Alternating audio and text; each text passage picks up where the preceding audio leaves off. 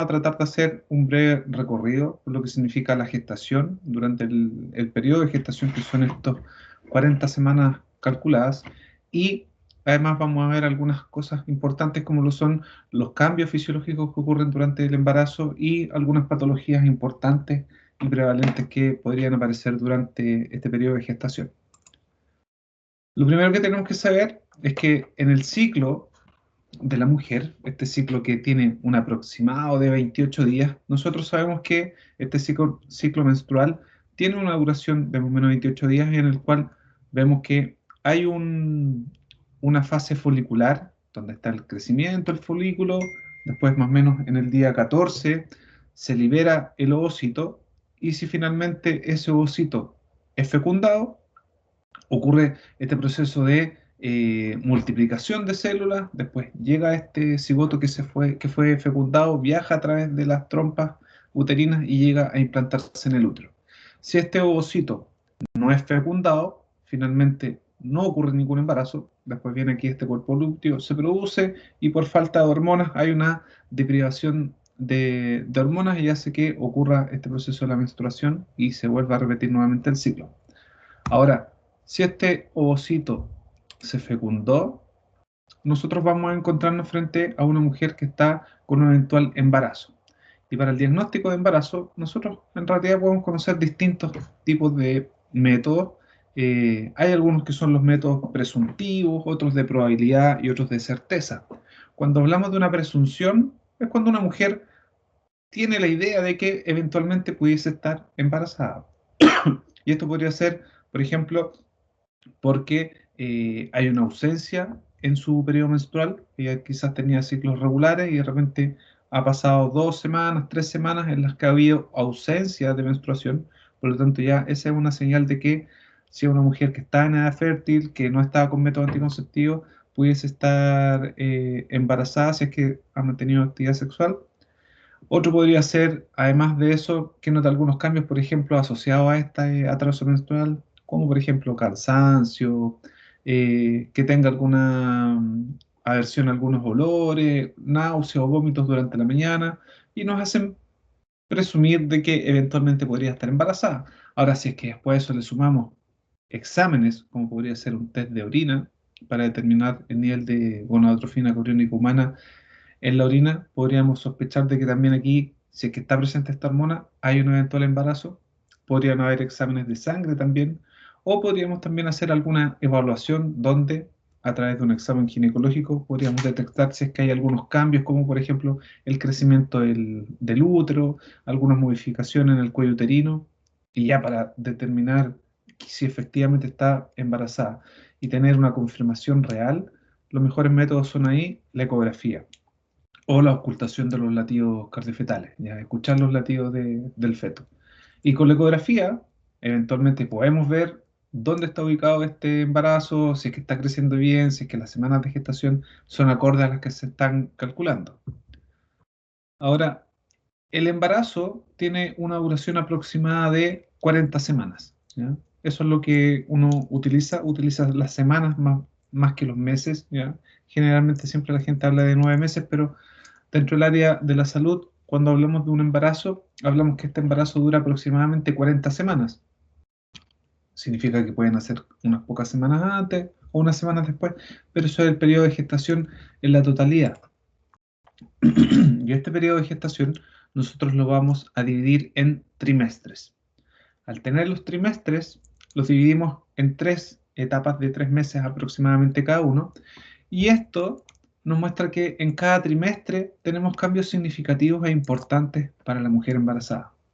En el primer trimestre probablemente no hay muchos cambios físicos visibles de que esta mujer está embarazada, ¿ya? La verdad es que el desarrollo del embrión y posterior feto es pequeño todavía, hay grandes cambios importantes, como por ejemplo empieza la formación de los órganos, ya empieza la definición de la formación, después de la implantación, de la formación del saco vitelino, posteriormente la placenta, se forma el cordón umbilical que va a estar alimentando con los nutrientes y el oxígeno necesario a este embrión y al feto, y son cambios que no son visibles de manera macroscópica, ¿ya? Porque es muy pequeño. Después, en el segundo trimestre, vemos que hay un crecimiento mucho más marcado del crecimiento del feto, ¿ya? Aquí ya se comienzan a ver algunas modificaciones más importantes en la mujer, como por ejemplo, ya se empieza a hacer un poquitito más visible el abdomen que caracteriza el embarazo, pero es pequeño todavía, hay algunos cambios en las mamas, empiezan a producirse cambios en la glándula mamaria, y después ya en el tercer trimestre es cuando vemos notorios cambios físicos en la mujer, donde tenemos un aumento del volumen del abdomen mucho más notorio, el crecimiento del feto es bien rápido, ya por lo tanto podría llegar casi a alcanzar los 3,5 kilos o 4 kilos al término del embarazo, y es cuando uno nota más cambios físicos, como les decía, en la mujer. En este primer trimestre, las características principales y más importantes que podríamos ver son, por ejemplo, que durante las primeras semanas de gestación, hasta las 8 semanas, se denomina embrión a este producto de la concepción, ¿ya? Y este embrión experimenta un crecimiento que es muy rápido y hay cambios muy importantes en la forma externa, en cómo se ve este embrión. Por lo tanto, hay un crecimiento que es notoriamente marcado. Si nosotros vemos desde que se libera el óvulo, desde acá el ovario, viaja a través de la trompa, y aquí en la trompa es fecundado por un espermatozoide, hay un rápido crecimiento de las células, ¿ya? Empieza aquí esta división celular, se divide en dos células, después en cuatro, después esas cuatro en ocho, y así sigue aumentando el número exponencialmente, hasta que más o menos aquí a las 4 o 5 semanas ocurre ya una implantación notoria y ya hay un desarrollo de un embrión, y desde las 5 semanas ya más o menos se podría ver la presencia de un embrión y se podrían detectar latidos a través de una ecografía. Entonces, como les dije, venía esta mórula, y se llama mórula porque ya ese crecimiento de las células importantes hace que parezca una mora, sigue avanzando, llega aquí hasta el endometrio, que es la capa interna del útero, y aquí es donde se formará el futuro feto. Entonces, tenemos que hay un crecimiento notorio. eh, una de las cosas más importantes es el desarrollo de los órganos en esta primera etapa, en estas primeras semanas de gestación. Y aquí vemos que este embrión empieza a desarrollar extremidades, el corazón, empieza el cerebro, la formación de la columna vertebral, eh, y muchos de los órganos ya se empiezan a gestar desde semanas bien tempranas en el embarazo. Vemos que en este segundo trimestre hay una etapa en la que el feto ya se puede mover, se mueve vigorosamente, pero como es tan pequeño todavía no hay mucha percepción de los movimientos fetales por parte de la madre. Y aquí podemos ver efectivamente que se mueve harto a través de una ecografía. Y en la mitad de este trimestre podría medir el feto ya cerca de 10 centímetros. Y posee ya algunos reflejos, como lo son, por ejemplo, el que cierra los puños o que puede abrir la boca.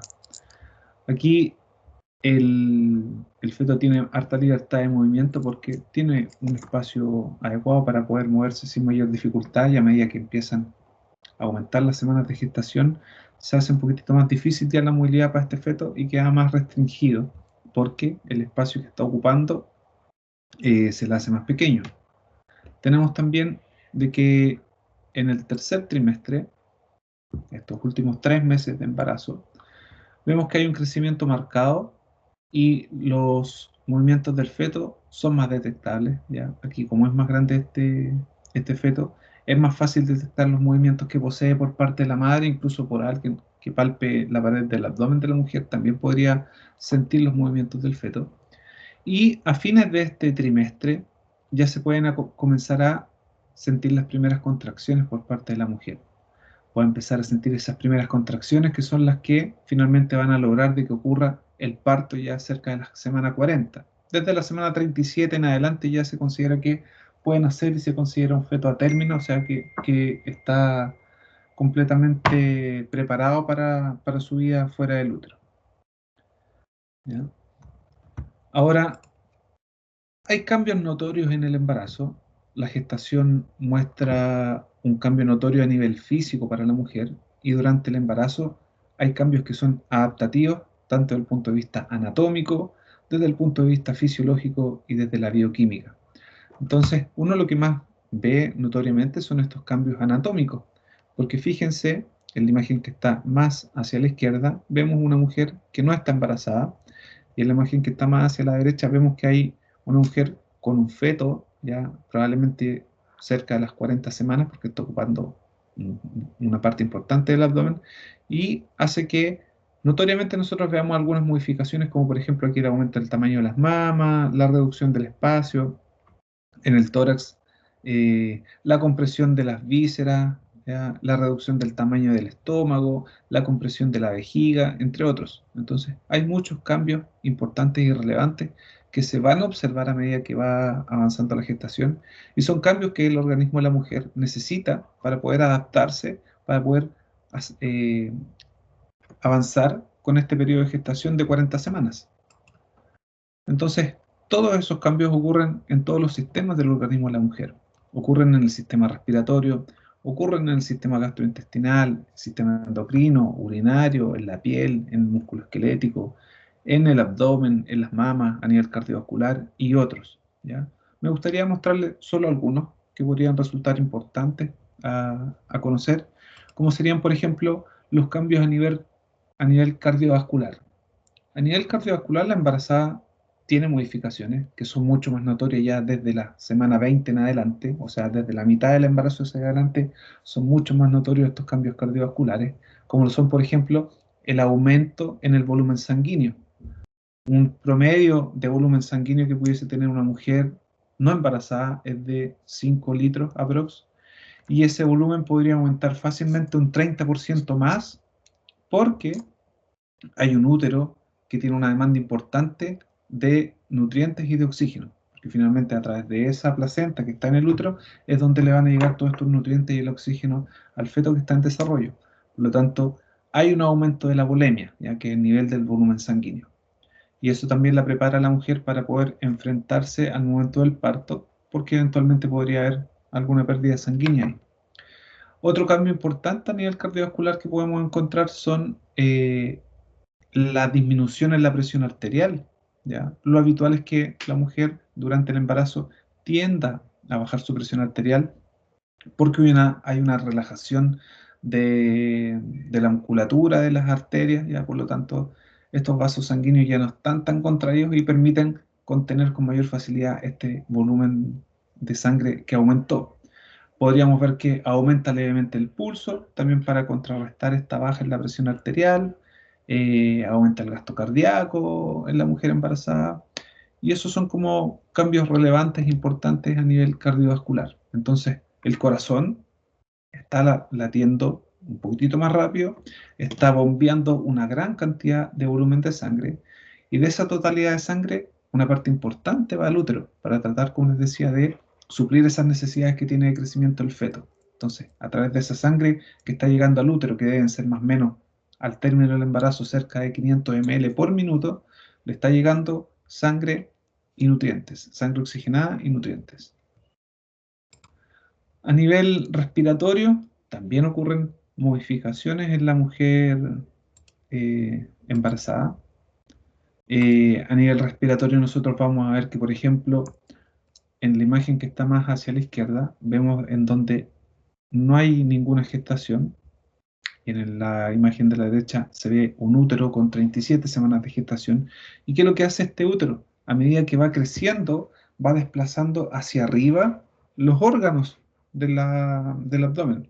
Va desplazando hacia arriba el estómago, los intestinos y otros órganos más. Por lo tanto, hace que el diafragma se eleve más aún todavía y se reduzca el espacio que hay en el tórax para poder respirar fácilmente. ¿Qué hace esto? De que la mujer tenga que aumentar su frecuencia respiratoria para tratar de suplir esa necesidad de oxígeno que necesita, ¿ya? Eh, por lo tanto, esa es una modificación importante. Ahí se ve una modificación anatómica donde se aumenta el ángulo subcostal, donde vemos que se reduce la capacidad inspiratoria. Por lo tanto, para mantener o para poder contrarrestar eso, la mujer tiende a respirar un poquitito más rápido, pero también se cansa más rápido, ¿ya? También se cansa más rápido, y sobre todo a finales del embarazo A veces, incluso si es que ella está acostada durante la noche, puede sentir que le cuesta un poquitito más respirar y para eso se tiene que sentar para poder respirar mejor. A nivel gastrointestinal también vemos que ocurren modificaciones importantes. Aquí notoriamente hay un útero que creció exponencialmente de tamaño. Tengan en cuenta que el útero en una mujer que no está embarazada debe medir más o menos unos 7 centímetros. Y aquí cuando ya está en un embarazo y ya al término del embarazo pasó de tener 7 centímetros a casi 37 centímetros. ¿Ya? Por lo tanto, es harto lo que crece dentro del abdomen.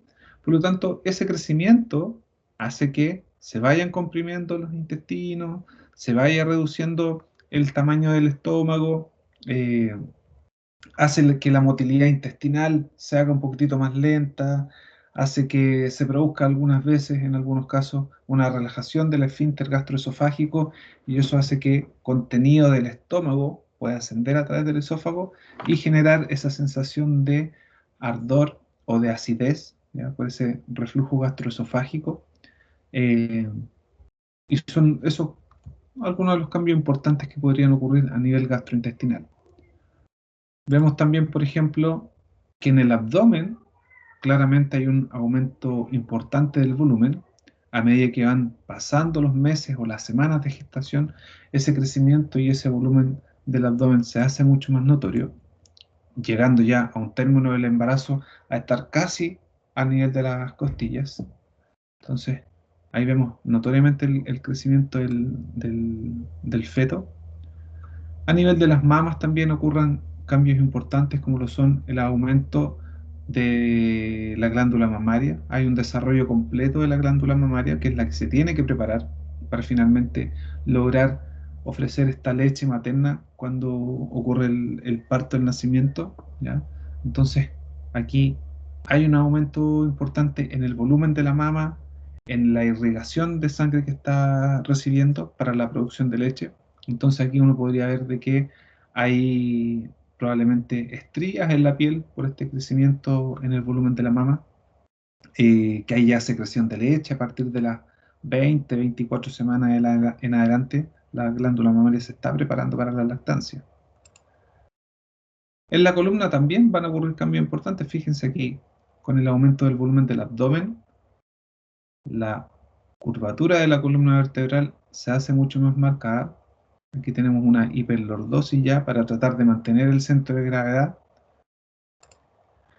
Y además de estos cambios que tiene la mujer durante el embarazo, que son cambios fisiológicos, anatómicos, cambios adaptativos, este feto también dentro del útero va creciendo, se va desarrollando, se van formando órganos, va aumentando en peso, va desarrollando su sistema nervioso, aparecen reflejos importantes, hay movimiento. Por lo tanto, después ya de haber cursado este feto durante las 40 semanas de gestación, se enfrenta a la última etapa que es el parto.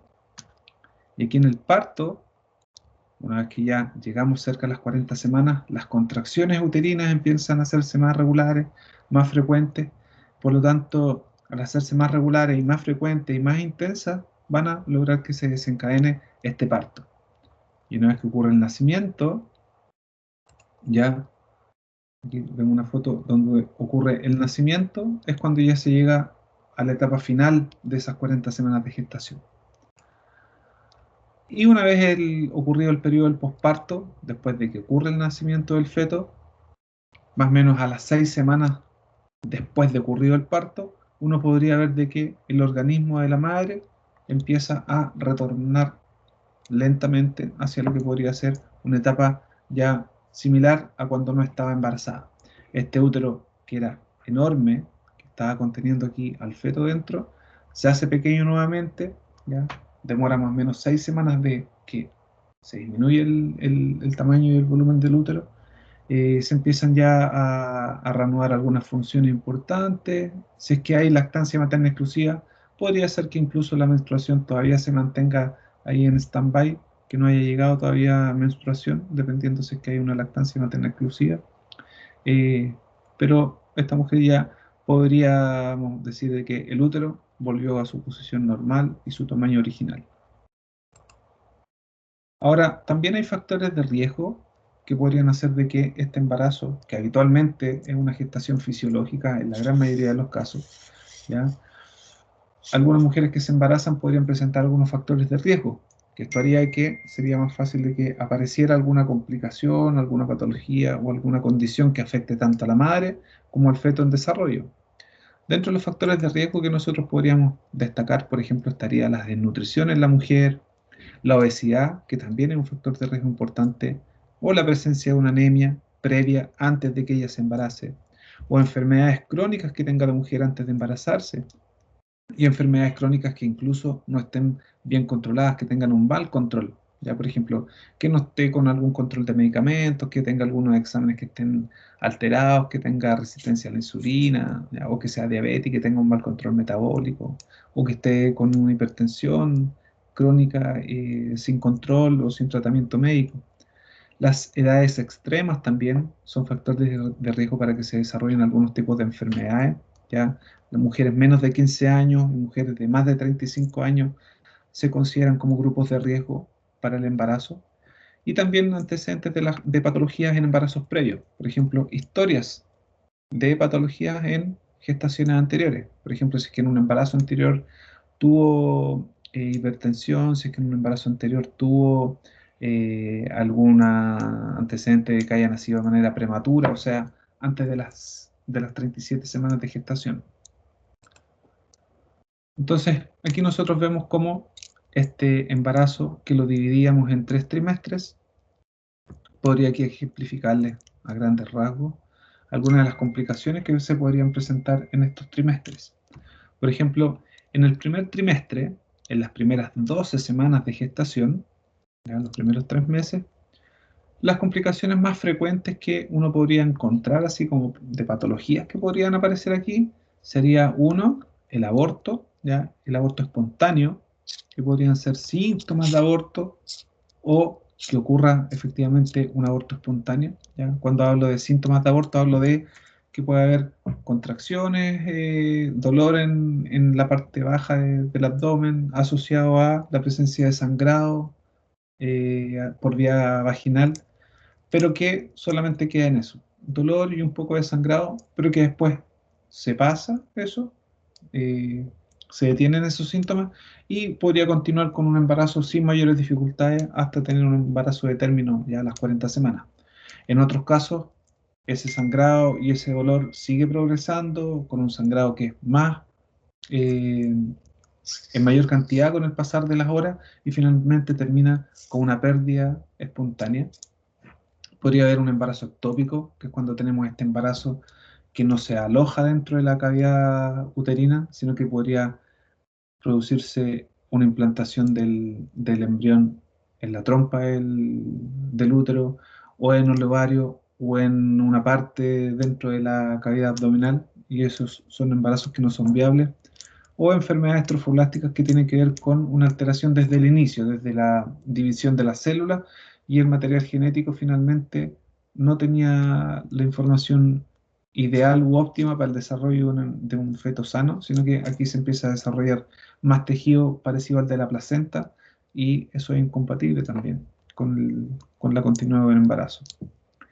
Ya después en el trimestre número 2 y en el tercer trimestre, las patologías o enfermedades que se podrían encontrar serían la diabetes gestacional después de unas 24, 28 semanas de gestación, ¿ya? Y aquí hay una resistencia a la insulina que podría hacer que aumente los niveles de glucosa en sangre para la embarazada.